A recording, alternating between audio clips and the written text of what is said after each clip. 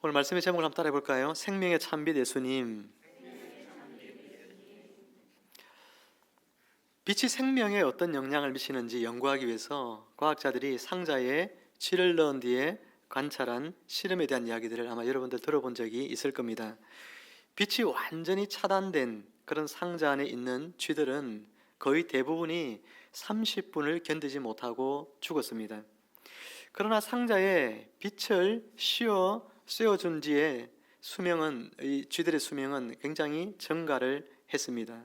아주 작은 불빛만 희미하게 그 상자 안에 비추어만 주어도 36시간이나 살아갈 수가 있었고, 그리고 어떤 경우에는 조금만 더 빛을 비추어주면 약 수명이 70배나 그렇게 늘어나는 것을 관찰할 수 있었다 하는 이야기가 있습니다. 결국 과학자들은 이 쥐 실험의 결과에 대해서 이런 결론을 내렸습니다. 쥐들은 절망 때문에 죽은 것 같아 하는 이야기죠. 과학자들은 빛이 없는 어둠의 상태를 절망이라 그렇게 표현을 했습니다. 이 쥐들이 빛이 들어오지 않는 절망적인 어둠의 상황 속에 있을 때 그들은 살아갈 수가 없었다 하는 것이지요. 여러분, 인생 가운데도 수많은 사람들이 어둠 속에 살고 절망 가운데 살아갑니다. 그런 인생들에게 어떤 것이 희망이 될까요? 바로 빛 대신 예수님께서 모든 절망 속에 어둠 속에 있는 인생들에게 희망의 참 빛이 되십니다. 인생은 예수님께 나아갈 때에 절망적인 삶을 끝낼 수 있고 생명의 새로운 삶을 살 수가 있습니다. 그러니 참빛 되시는 이 예수님을 누구나 영접하며 살아야 합니다. 그분의 빛 안에 거해야 합니다. 그리고 그 빛 대신 예수님, 그분과 동행하며 살면서 우리 또한 세상을 밝히는 빛으로서의 삶을 살아가야 한다는 것이죠. 어떻게 보면 모든 인생들은 태어나면서부터 산다기보다는 죽어간다 그렇게 말할 수 있습니다. 모든 사람은 태어나면서부터 사실은 죽음을 향하여 가고 있기 때문에 그러합니다. 그런데 예수님 안에는 생명이 있는데 예수님은 이 생명을 죽음을 향해 가고 있는 절망에 빠진 그런 인생들에게 주시고자 이 땅에 오셨습니다. 그러니 예수님 안에 있는 생명이 사람들에게는 빛이 됩니다. 죽음의 병에 걸린 사람들에게 예수님은 생명의 빛이십니다.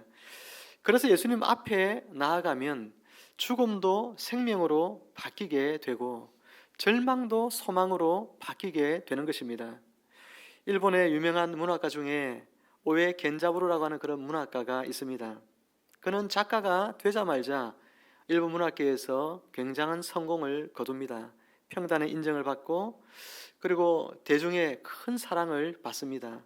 큰 어려움 없이 작가로서 또 문학평론가로서 이름을 일본 땅에 널리 알려갔습니다. 그리고 사랑하는 여자를 만나 결혼도 하게 되고 가정을 꾸리게 됩니다.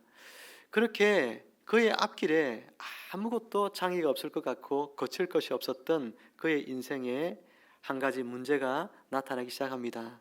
결혼을 해서 아이를 출산했는데 그 자녀가 정신지체 장애아로 태어났습니다. 한 번도 어려움을 겪어본 적이 없던 겐자부루는 큰 절망에 빠졌다고 합니다. 그는 왜 자신에게 이와 같은 시련이 일어났는지 이해할 수가 없었습니다. 한동안 글도 쓰지 않고 자신에게 일어난 불행한 이 일들을 곱씹으면서 스스로를 계속해서 괴로움의 구렁텅이 속에 밀어 넣었습니다. 영원히 햇살만 비칠 것 같았던 그의 인생에 먹구름이 짙게 드리워진 것입니다. 하지만 그때 그의 인생에 찾아오신 분이 있습니다. 바로 빛 대신 예수 그리스도이시죠. 예수님을 만나게 된 이후에 그의 인생은 그의 안에 있던 모든 어둠들이 빛 대신 예수님으로 말미암아 환하게 밝혀지기 시작했습니다. 그러자 불행의 씨앗처럼 여겨졌던 아들이 하나님이 주신 축복이었구나, 고난도 하나님의 축복이었구나 하는 생각을 갖게 됩니다. 그리고 예수님을 만나게 되면 내 삶에 일어난 모든 불행들, 나에게 일어났던 어려운 문제들, 고난들, 그와 같은 것들도 예수님 안에서 다르게 해석이 되어지는 것을 참 많이 경험합니다. 겐자부로도 자신에게 불행의 씨앗이라고 생각했던 그 아들이 하나님의 축복이라는 생각이 들기 시작했습니다. 자신에게 일어난 일을 진심으로 받아들이고 아들도 진심으로 사랑하게 된 겐자브루는 열심으로 글을 써내려가기 시작합니다. 그리고는 이후에 개인적인 체험이라는 책을 써서 노벨 문학상을 수상하게 되어졌습니다. 노벨 문학상 수상을 하면서 그 소감을 나눌 때 그는 이런 소감을 남깁니다. 내가 절망으로 생각했던 히로키는 내 문학의 빛이자 인생의 빛입니다. 그 아이로 인해 나는 하나님을 알게 되었고 새로운 문학을 시작할 수 있게 되었습니다. 예수님을 만남으로 말미암아 인생을 재해석하게 되었고 불행을 축복으로 여기는 인생으로 살게 되어졌습니다. 여러분, 화가 중에 빛의 화가라고 불리는 그런 인물이 있습니다. 렘브란트라고 하는 화가가 빛의 화가라 그렇게 불려집니다. 그가 그린 초상화 하나는 약 700억에 달할 정도로 굉장히 여러 유명한 그런 화가입니다. 렘브란트는 유럽 전역에 명성을 떨치고 있었습니다. 그에게 그림을 배우기 위해서 오는 사람들이 날마다 줄을 서 문정성시를 이룰 만큼 유명한 인물이 되었습니다. 1645년에 그의 작품 중에 가장 뛰어난 작품이라고 할 수 있는 야경이라는 그런 작품이 있습니다. 그 작품을 우리 화면에 보시면 나와 있는데 이 작품을 그리고 난 이후에 그의 평가가 이전과 이후로 완전히 확연히 달라진 만큼 최고의 작품이다. 그러니까 사람들의 칭송을 받고 그리고 가장 뛰어난 그런 화가의 반열에 렘브란트는 올라가게 되어졌습니다. 그런데 사랑하는 아내가 바로 그 순간에 죽는 이 슬픈 일을 경험하게 됩니다. 아내를 너무나 사랑했는데 그 아내가 죽고 난 뒤에 깊은 슬픔에 빠졌습니다. 모아두었던 재산을 다 탕진하고 그리고 우울한 그림들만 그려대기 시작을 했습니다. 여러분, 사람이 우울한 그림을 보면 보는 사람들도 우울해집니다. 누가 그의 그림을 사가겠습니까? 제자들도 모두 다 렘브란트 곁을 떠나고 맙니다.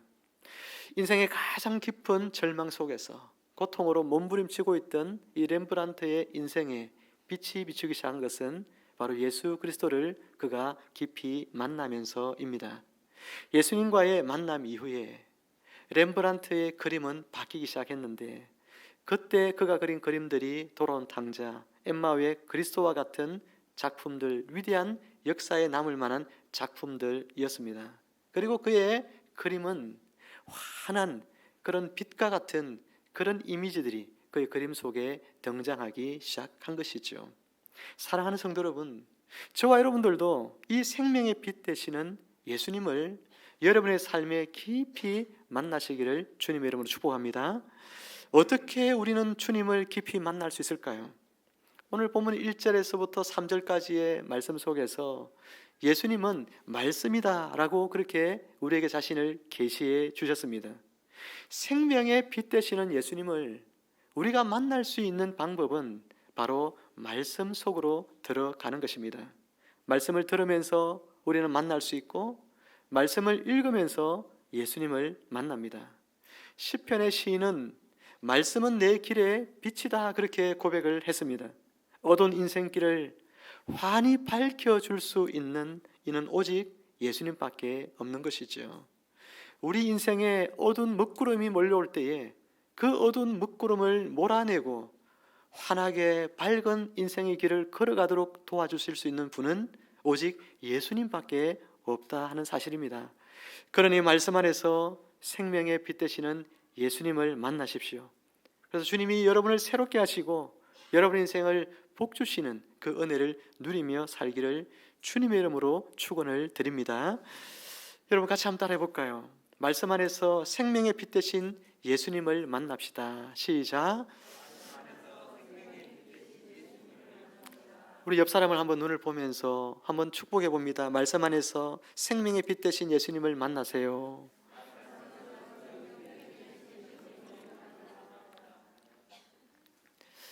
이제 본문 5절을 함께 읽어 보겠습니다. 5절 말씀입니다. 시작.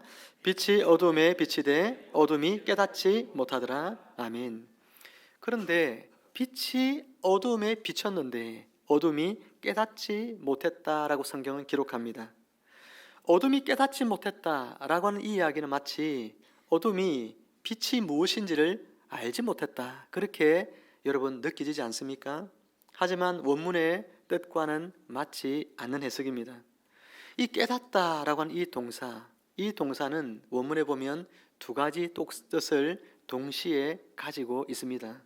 첫 번째 뜻은 어떤 뜻이냐면은 바로 자기 것으로 삼다 하는 뜻입니다. 내 것으로 삼다 하는 뜻이에요. 한번 따라해 봅니다. 내 것으로 삼다. 빛이 어둠 속에 왔어요. 어둠이 그 빛을 내 것으로 삼는다라고 하는 뜻이 깨닫다는 뜻이에요. 근데 깨닫지 못하였으니까 어둠이 빛을 내 것으로 삼았다 말입니까? 삼지 못했다 말입니까? 삼지 못했다는 이야기인 것이죠. 어둠은 빛을 깨달을 수가 없습니다. 어둠 속에 살아가는 사람들은 빛을 원하지만, 바꾸고 말하면 나의 어둠을 몰아내고 내 인생에 빛과 같은 인생을 원하지만, 예수님으로 말미암아 새로운 삶을 원하지만, 그러나 어둠 속에 살고 있는 사람은 스스로 그 빛을 자신의 것으로 삼을 수가 없다 하는 이야기입니다. 그러면 어떻게 됩니까? 내가 나의 빛으로 삼을 수 없으니 어둠 속에 있는 사람들은 그 어둠 속에서 계속하여서 절망하는 삶을 살아갈 수밖에 없는 것이죠. 그러면 누가 여러분 이 생명의 빛을 자기 것으로 삼을 수가 있을까요? 그것은 오직 하나님의 선택받은 사람들만이 자기 것으로 삼을 수가 있습니다. 로마서 8장 29절과 30절의 말씀은 이렇게 우리에게 이야기하고 있는데, 중요하게 여러분 하이라이트 된 부분들만 한번 보시기를 바랍니다. 하나님이 미리 아신 자들을, 그 다음에 미리 정하셨으니 또 미리 정하신 그들을 또한 부르시고. 여러분 성경 그렇게 이야기하고 있죠. 미리 아시고 미리 정하시고 미리 부르시고. 에베소서 1장 4절과 5절 말씀은 이렇게 말씀합니다. 곧 창세전에 그리스도 안에서 우리를 택하사 우리로 사랑 안에서 그 앞에 거룩하고 흠이 없게 하시려고 그 기쁘신 뜻대로 우리를 예정하사 예수 그리스도로 말미암아 자기의 아들들이 되게 하셨으니. 우리를 어떻게 했다고요? 예정하셨으니. 예수 그리스도로 말미암아 하나님의 아들이 되게 하셨다, 성경은 말씀하고 있습니다. 이처럼 우리가 예수님 믿는 것, 여러분 내 마음대로 되는 게 아니에요.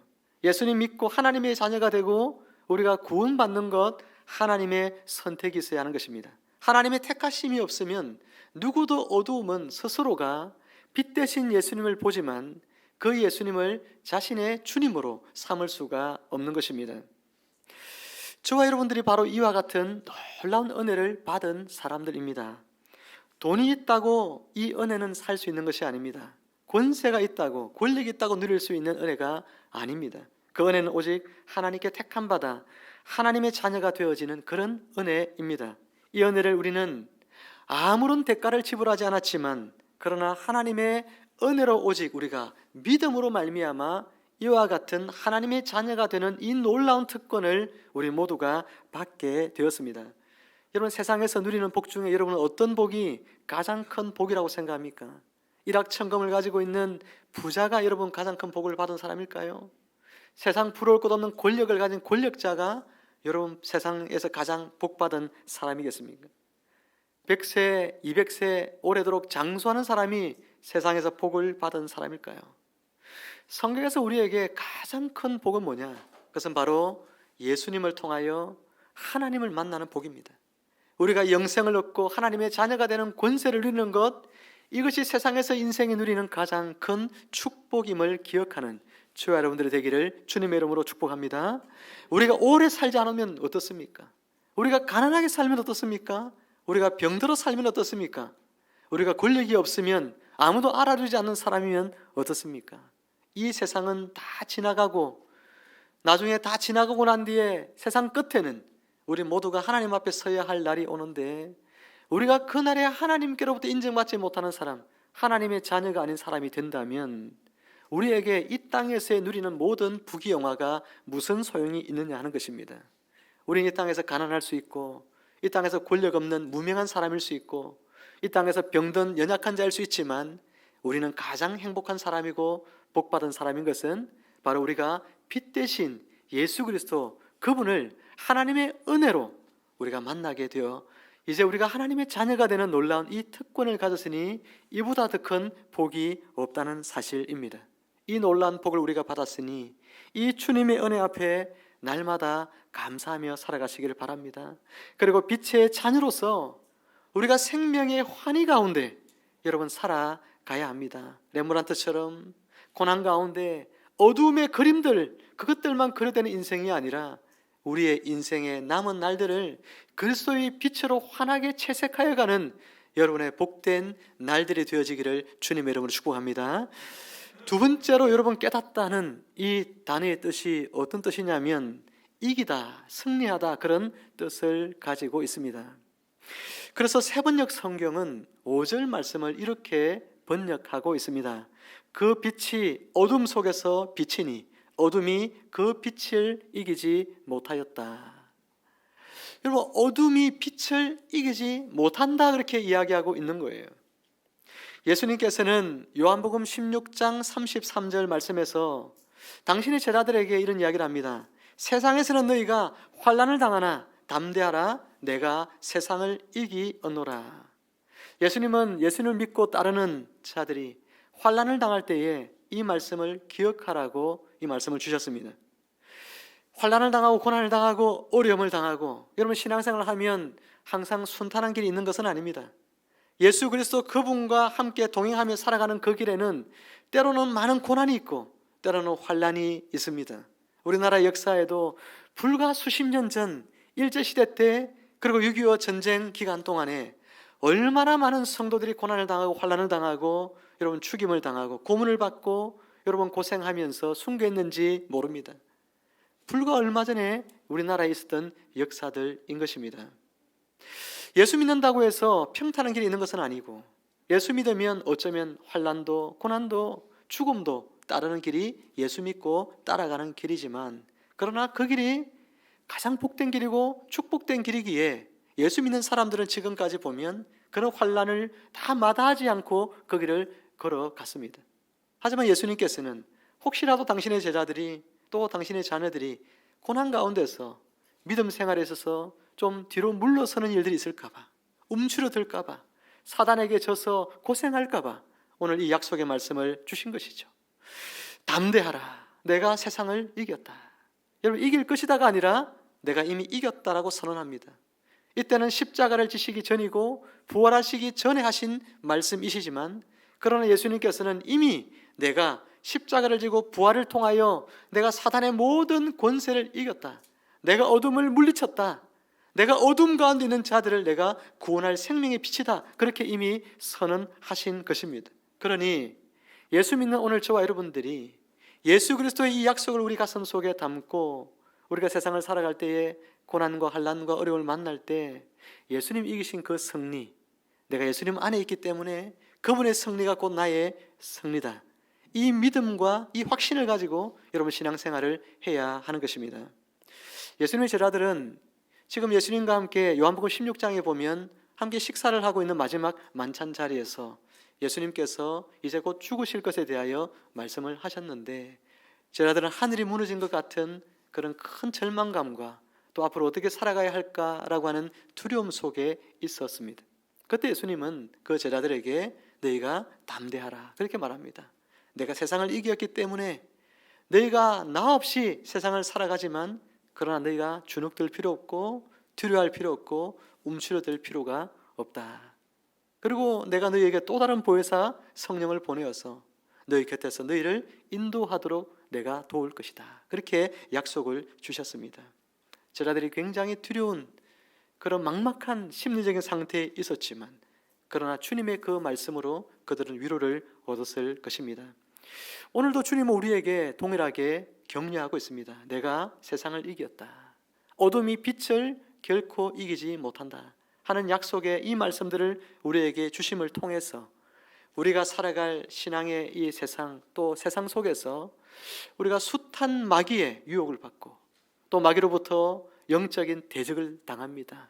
그런 가운데서 곤란한 지경에 처하기도 하고 어려움에 빠지기도 우리는 하지만 우리는 결코 나약하지도 않고 우리는 실패하지도 않을 것입니다. 왜냐하면 우리 안에 주님이 계시고 주님이 이기신 승리를 우리에게 주셨기 때문에 오늘 저와 여러분들도 마귀를 대적하라. 그래야면 마귀가 너희를 피하리라. 야고보서 4장 7절에 있는 말씀과 같이 우리에게 약속을 주신 이 약속들을 붙들고 말씀으로 도전하여 여러분의 삶에서 날마다 승리를 이루시고 이기는 신앙생활 하시는 여러분들이 되시기를 주님의 이름으로 축원을 드립니다. 이제 6절과 7절 말씀을 같이 한번 읽어보겠습니다. 6절 7절입니다. 시작. 하나님께로부터 보내심을 받은 사람이 있으니 그의 이름은 요한이라. 그가 증언하러 왔으니 곧 빛에 대하여 증언하고 모든 사람이 자기로 말미암아 믿게 하려 함이라. 아멘. 이 참빛 되시는 예수님에 대하여 이 세례자 요한은 증언하는 사람이라 그렇게 이야기를 하고 있습니다. 하나님이 그를 이 참빛 되시는 예수님을 증언하라고 이 세상에 보내셨습니다. 그것이 그의 사명이었죠. 오늘 모든 우리 그리스도인들은 참빛 되시는 예수님을 세상 속에 드러내어야 하는 사명이 있는 사람들입니다. 자기 자신을 드러내지 않고 세례 요한은 오직 예수님만을 드러내었다 그렇게 이야기합니다. 예수 믿으면 우리는 다 십자가 이미 죽습니다. 예수 믿은 사람들은 우리 자신은 십자가에 못 박았기 때문에 우리 자신은 더 이상 존재하지 않습니다. 나를 위해 살아가는 삶은 존재하지 않습니다. 나의 영광을 추구하고 나의 야망을 이루고자 하는 삶들은 이제 멈추어야 합니다. 나를 나타내고 드러내고 내가 인정받고 싶은 그런 삶들은 이제 우리는 끝나야 하는 것입니다. 우리가 해야 할 일이 있다면 오직 예수님을 높이는 삶입니다.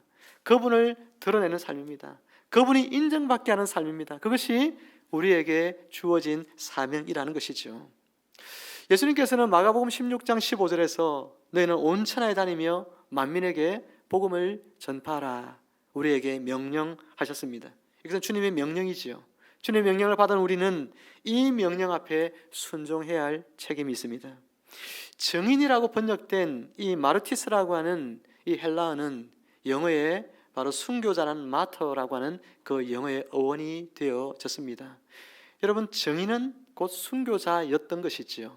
예수님의 증인이었던 제자들은 거의 대부분이 다 순교자들이었습니다. 다 순교를 했습니다.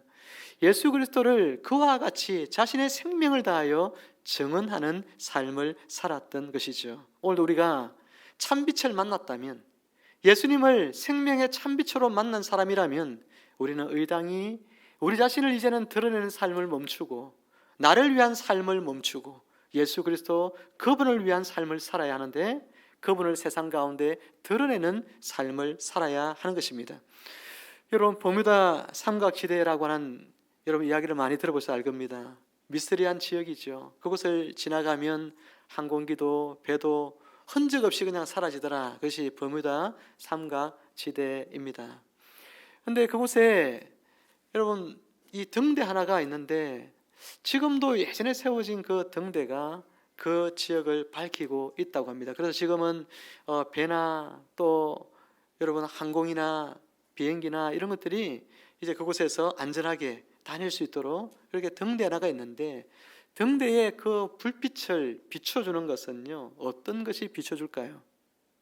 빛을 내는 조명과 그리고 프리즘이라고 하는 빛을 옆으로 퍼뜨리는, 발산시키는 그런 프리즘이 그 버뮤다 삼각지의 등대에 불을 밝히는 전체 도구가 바로 그 두 가지라 하는 것이죠.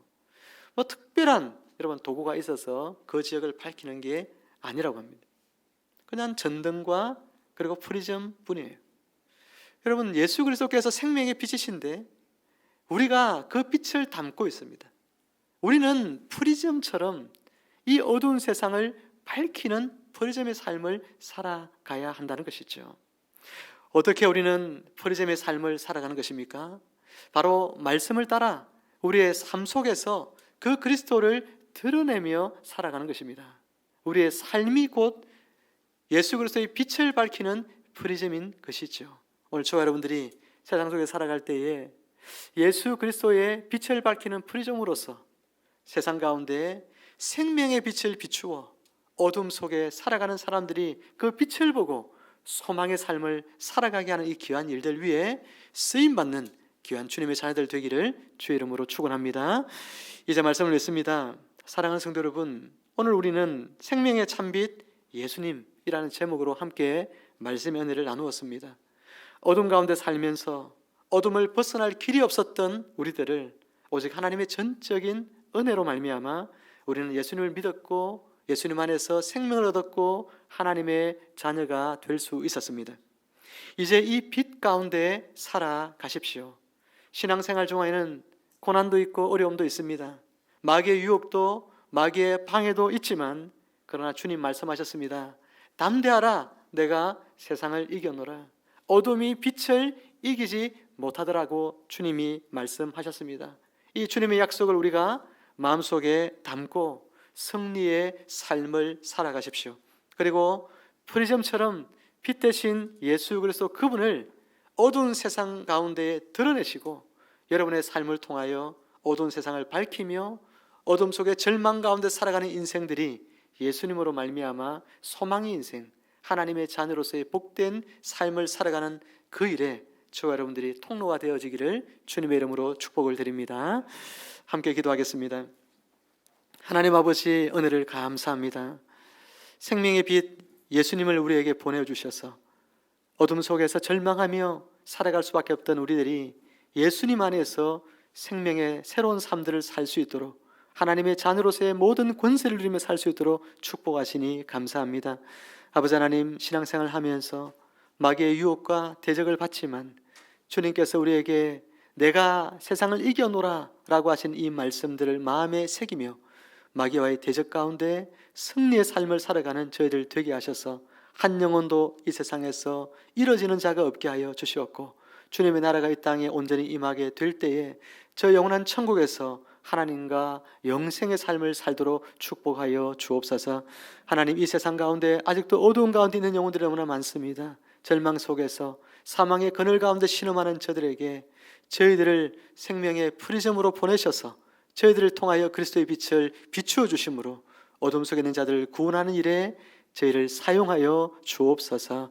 감사하며 예수님의 이름으로 기도하옵나이다. 아멘.